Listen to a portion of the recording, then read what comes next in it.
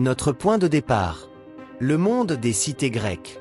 Après avoir étudié les premières formes d'État et les écritures dans le croissant fertile au 3e millénaire, nous nous concentrons sur la Méditerranée au 1er millénaire avant le présent. 3 grandes ères de civilisation nous intéressent. Le monde grec, le monde romain et le monde hébreu.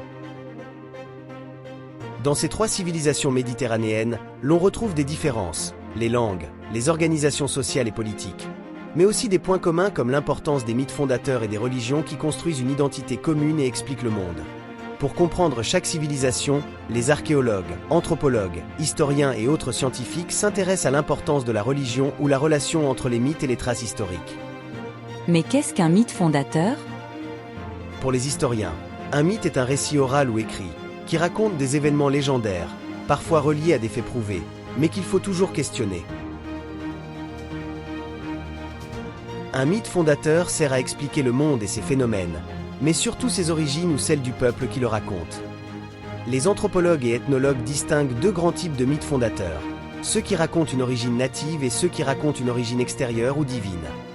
Ils distinguent les cosmogonies, qui racontent l'origine du monde, les anthropogonies, qui racontent les origines des humains. C'est pourquoi peuvent exister plusieurs versions, qui évoluent dans le temps, selon les régions.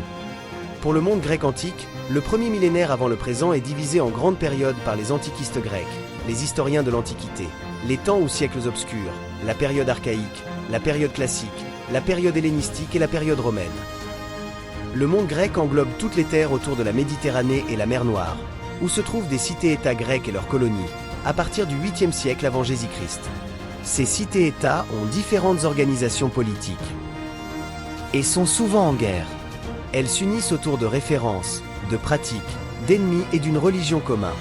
Parmi leurs références communes, l'on retrouve les œuvres épiques attribuées aux personnages d'Homère, le poème d'Ilion et l'Odyssée d'Ulysse, l'Iliade et l'Odyssée, probablement composés à la fin du 8e siècle avant le présent, à la fin des temps obscurs. Ces 2 récits mettent en scène des divinités et des héros mythiques du passé, achéens et troyens, durant les dernières années de la mythique guerre de Troie. Homère, lui, n'a pas d'existence réelle prouvée et plusieurs théories s'interrogent sur sa vie ou son œuvre, sa naissance ou sa grécité. En effet, les 2 épopées sont définitivement fixées à l'écrit uniquement vers le 5e siècle avant Jésus-Christ. Grâce aux auteurs antiques postérieurs comme Platon, Thucydide ou Hérodote, l'on sait que l'Iliade et l'Odyssée sont des références pour les peuples grecs.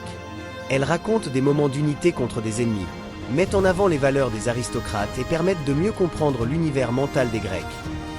D'autres auteurs dans d'autres œuvres permettent de mieux comprendre la grécité. Ces œuvres définissent donc ce qu'est d'être grec au fur et à mesure que le monde grec s'étend. La langue, le foyer, l'agriculture, le vin, la gloire militaire, le respect des dieux, culte et des traditions et enfin l'intégration à son groupe social et à la cité.